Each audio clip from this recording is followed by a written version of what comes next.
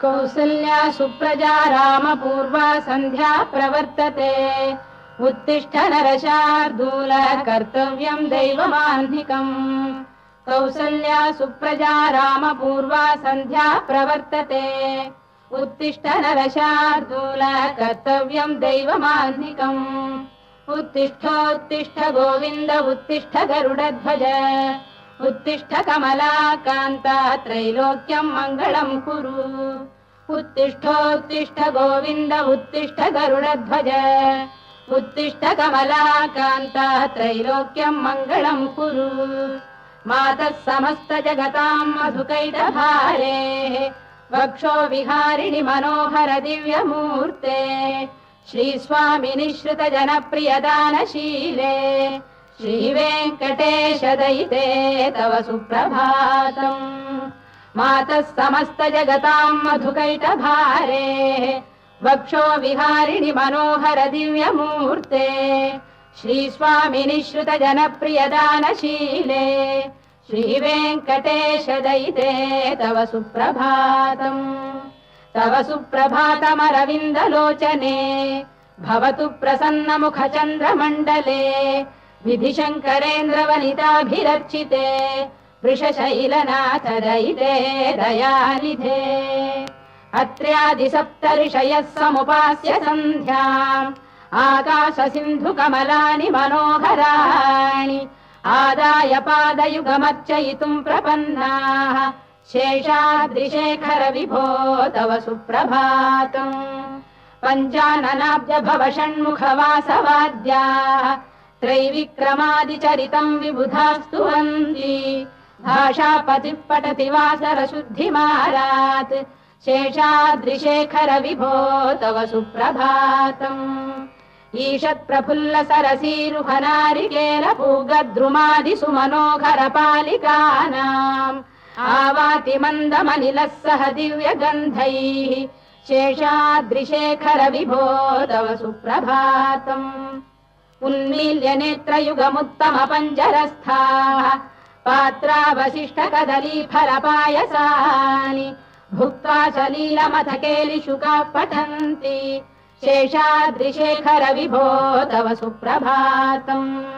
तन्त्री प्रकर्ष मधुरस्वनया विपञ्च गायत्यनन्दचरितम् तव नारदोऽपि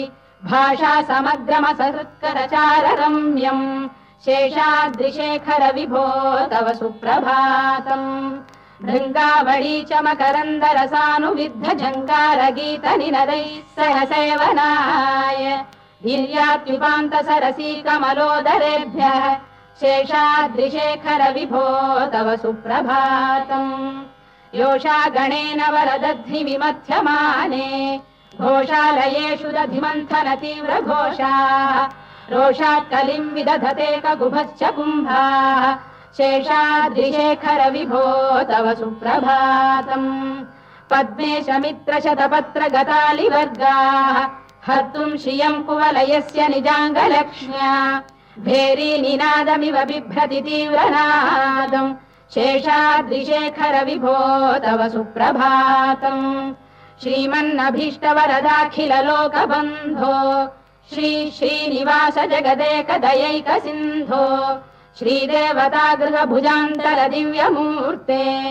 श्रीवेङ्कटाचलपते तव सुप्रभातम् श्रीमन्नभीष्टवरदाखिल लोकबन्धो श्री श्रीनिवास जगदेकदयैक सिन्धो श्रीदेवतागृह भुजान्तर दिव्यमूर्ते श्रीवेङ्कटाचलपते तव सुप्रभातम् श्रीस्वामि पुष्करिणिकाप्लव निर्मलाङ्गाः श्रेयोर्धिनो हर विरिञ्च सनन्दनाद्याः द्वारे वसन्ति वरवेत्र हतोत्तमाङ्गाः श्रीवेङ्कटाचलपते तव सुप्रभातम् श्रीशेषशैल गरुडाचल वेङ्कटाद्रिनारायणाद्रिवृषभाद्रिविषाद्रिमुख्याम् आख्याम् त्वदीय वसतेरनिशम् वदन्ति श्रीवेङ्कटाचलपते तव सुप्रभातम् सेवा परा शिव सुरेश कृशानुधर्म रक्षोऽम्बुनाथ पवमान धनाधिनाथाः बद्धाञ्जलि प्रविलसन् निज शीर्षदेशाः श्रीवेङ्कटाचलपते तव सुप्रभातम् घाटीषु देवि खगराज मृगाधिराज नागाधिराज गजराज हयाधिराजाः स्वस्वाधिकारमहिमाधिकमर्थयन्ते श्रीवेङ्कटाचलपते तव सुप्रभातम् सूर्येन्दुभौमबुधवाक्परिकाव्यसौरिस्वर्भानुकेतुदिविषत्परिषत्प्रधानाः त्वद्दासदासचरमावधिदासदासाः श्रीवेङ्कटाचलपते तव सुप्रभातम् त्वत्पादधूलिभरितस्फुलितोत्तमाङ्गाः स्वर्गापवर्गनिरपेक्ष निजान्तरङ्गाः कल्पागमाकलनयाकुलताम् लभन्ते श्रीवेङ्कटाचलपते तव सुप्रभातम् त्वद्गोपुराग्रशिखराणि निरीक्षमाणाः स्वर्गापवर्गपदवीम् परमाम् श्रयन्तः मर्त्या मनुष्य भुवने मतिमाश्रयन्ते श्रीवेङ्कटाचलपते तव सुप्रभातम् श्रीभूमिनायक दयादिगुणामृताब्धे देवादिदेव जगदेक शरण्यमूर्ते श्रीमन्ननन्त गरुडाधिभिरर्चिताङ्घ्रे श्रीवेङ्कटाचलपते तव सुप्रभातम् श्रीपद्मनाभ पुरुषोत्तम वासुदेव वैकुण्ठमाधव जनार्दन चक्रपाणे श्रीवत्स चिह्न शरणागत पारिजात श्रीवेङ्कटाचलपते तव सुप्रभातम् कन्दर्पदर्पहर सुन्दर दिव्यमूर्ते कान्ताकुजाम्बुरुह कुड्मललोल दृष्टे कल्याण निर्मल गुणाकर दिव्य कीर्ते श्रीवेङ्कटाचलपते तव सुप्रभातम् मीनाकृते कमठकोल नृसिंहवर्णिन् स्वामीन् परश्वत तपोधन रामचन्द्र शेषांश रामयदुनन्दन कल्किरूप श्रीवेङ्कटाचलपते तव सुप्रभातम् एलालवङ्ग घनसार सुगन्धितीर्थम् दिव्यम् वियस्सरिति हेम घटेषु पूर्णम् धृत्वाद्य वैदिक शिखामणयः प्रहृष्टाः तिष्ठन्ति वेङ्कटपते तव सुप्रभातम् भास्वानुदेति विगचानि सरोरुहाणि सम्पूरयन्ति निनदैकगुभो विहङ्गाः श्रीवैष्णवाः सततमर्थितमङ्गलास्ते धामाश्रयन्ति तव वेङ्कट सुप्रभातम् ब्रह्मादयः सुरवराः समहर्षयस्ते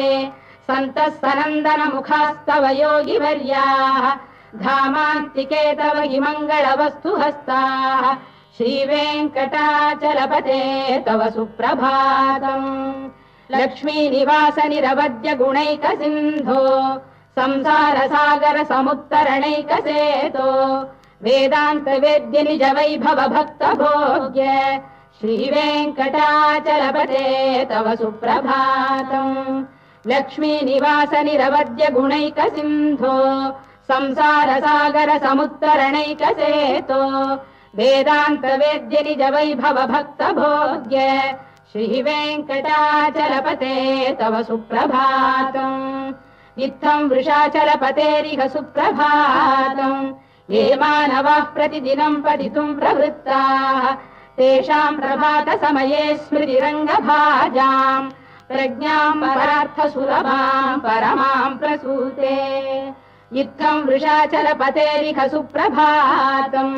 ये मानवाः प्रतिदिनम् पठितुम् प्रवृत्ताः तेषाम् प्रभात समये स्मृतिरङ्गभाजाम् प्रज्ञाम् परार्थसुलभाम् परमाम् प्रसूते कमलाकुचूचुक कुङ्कुमतो नियतारुणितातुलनीलतनो कमलायतलोचन लोकपते विजयी भव वेङ्कटशैलपते कमलाकुचूचुक कुङ्कुमतो नियतारुणितातुलनीलतनो कमलायतलोचन लोकपते विजयी भव वेङ्कटशैलपते सचतुर्मुख षण्मुख पञ्चमुख प्रमुखाखिल दैवतमौलिमणे शरणागत वत्सल सारनिधे परिपालय मां वृषशैलपते अतिवेलतया तव दुर्विषहैरनुवेलकृतैरपराधशतैः भरितं त्वरितं वृषशैलपते परया कृपया परिपाहि हरे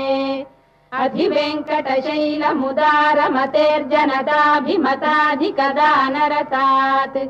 परदेवतया गदितान्निगमै कमलादयितान्न परं कलये कलवेणुरवावशगोपवधू शरकोटिवृता स्मरकोटिसमात् प्रतिवल्लविकाभिमतात् सुखदात् वसुदेवसुतान्न परं कलये अभिराम गुणाकरदाशरथे जगदेकधनुर्धर धीरमते रघुनायक राम रमेश विभो वरदो भवदेव दया जलधे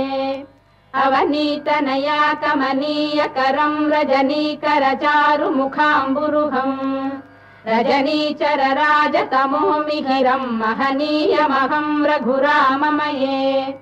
सुमुखं सुहृदं सुलभं सुखदं स्वनुजं च सुखायममोघशरम्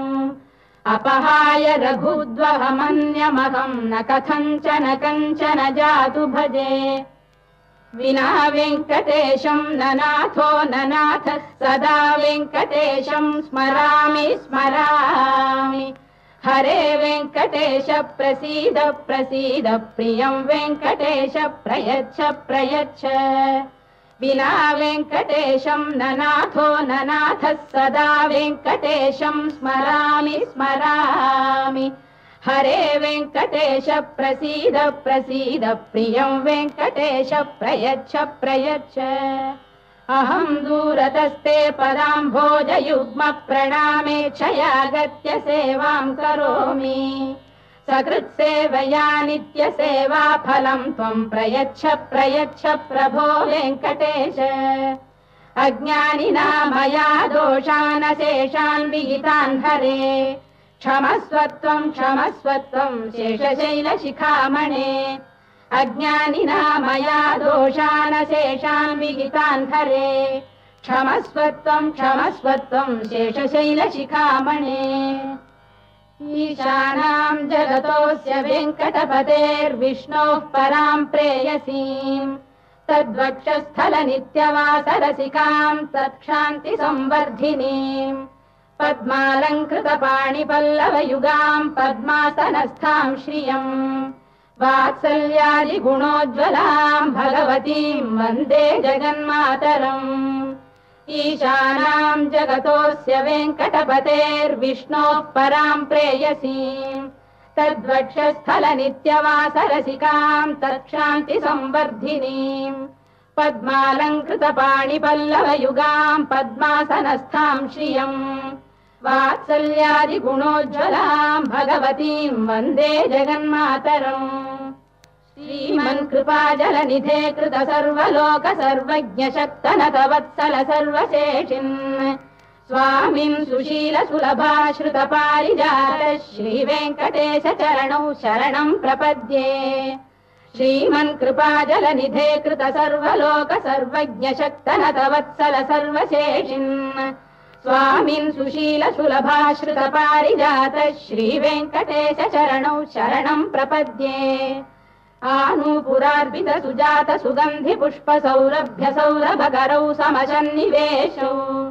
सौम्यौ सदानुभवनेऽपि नवानुभाव्यौ श्रीवेङ्कटेश चरणौ शरणं प्रपद्ये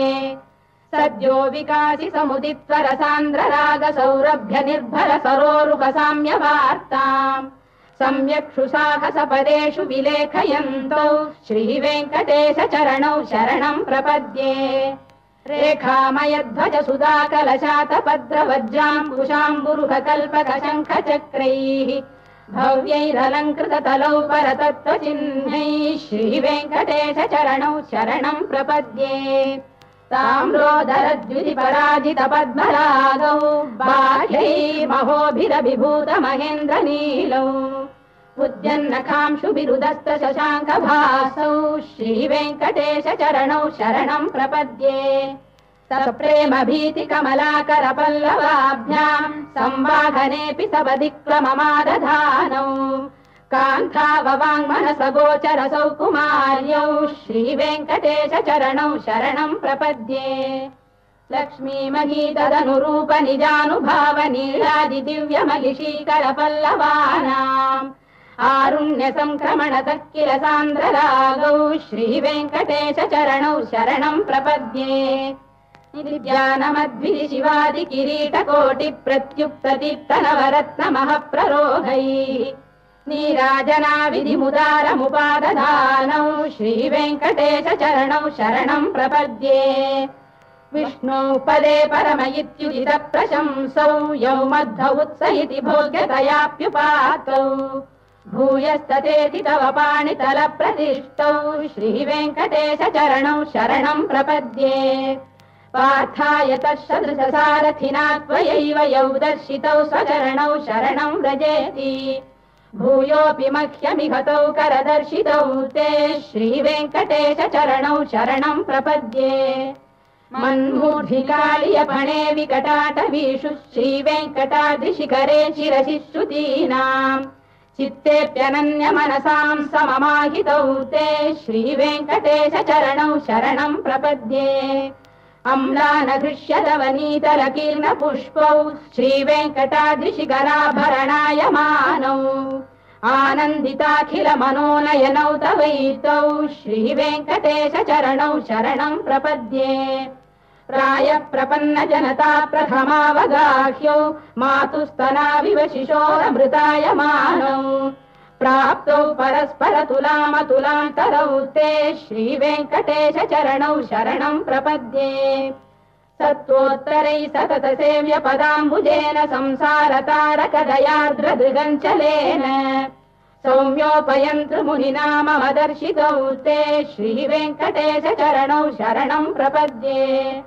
सत्त्वोत्तरैः सततसेव्यपदाम्बुजेन संसारतारकदयार्द्रदृगञ्चलेन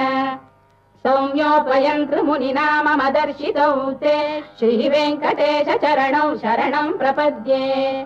श्रीशश्रिया घटिकया त्वदुपाय भावे प्राप्ये त्वयि स्वयमुपेय दया स्फुरन्त्या नित्याश्रिताय निरवद्य गुणाय तुभ्यं स्यां किङ्करो वृषगिरीश न जातु मह्यम् श्रीशश्रिया घटिकया त्वदुपाय भावे प्राप्ये त्वयि स्वयमुपेय दया स्फुरन्त्या नित्याश्रिताय निरवद्य गुणाय तुभ्यम् स्यां किङ्करो वृषगिरीश न जातु मह्यम् श्रियकान्ताय कल्याणनिधये निधयेऽर्थिनाम् श्रीवेङ्कटनिवासाय श्रीनिवासाय मङ्गलम् श्रियकान्ताय कल्याणनिधये निधयेऽर्थिनाम् श्रीवेङ्कटनिवासाय श्रीनिवासाय मङ्गलम् लक्ष्मी सविभ्रमालोकसुभ्रू विभ्रमचक्षुषे चक्षुषे सर्वलोकानां वेङ्कटेशाय मङ्गलम् श्रीवेङ्कटाद्रिशृङ्गाग्रमङ्गलाभरणाङ्गये मङ्गलानां निवासाय श्रीनिवासाय मङ्गलम् सर्वावयव सौन्दर्य सम्पदा सर्वचेतसाम् सदा सम्मोहनायास्तु वेङ्कटेशाय मङ्गलम् नित्याय निरवध्याय सत्यानन्दचिदात्मने सर्वान्तरात्मने श्रीमद्वेङ्कटेशाय मङ्गलम् स्वतः सर्वविदे सर्वशक्तये सर्वशेषिणे सुलभाय सुशीलाय वेङ्कटेशाय मङ्गलम् परस्मै ब्रह्मणे पूर्णकामाय परमात्मने प्रयुञ्जे परतत्त्वाय वेङ्कटेशाय मङ्गलम् आकालतत्त्वमश्रान्तमात्मनामनुपश्यताम् अतृप्त्यमृतरूपाय वेङ्कटेशाय मङ्गलम् प्रायः स्वचरणौ पुंसां शरण्यत्वेन पाणिना कृपयाधिशते श्रीमद्वेङ्कटेशाय मङ्गलम् दयामृततरङ्गिण्यास्तरङ्गैरिव शीतलैः अभाङ्गैः सिञ्चते विश्वम् वेङ्कटेशाय मङ्गलम् श्रद्भूषाम्बरहेतीनां सुषमावकमूर्तये सर्वार्तिशमनायास्तु वेङ्कटेशाय मङ्गलम् श्रीवैकुण्ठविरक्ताय स्वामि पुष्करिणीतटे रमया रममाणाय वेङ्कटेशाय मङ्गलम् श्रीवैकुण्ठविरक्ताय स्वामि पुष्करिणीतटे रमया रममाणाय वेङ्कटेशाय मङ्गलम् श्रीमत्सुन्दरजामातृमुनिमानसवासिने सर्वलोकनिवासाय श्रीनिवासाय मङ्गलम् मङ्गलाशासनपरैर्मदाचार्य पुरोगमैः सर्वैश्च पूर्वैराचार्यैः सत्कृतायास्तु मङ्गलम्।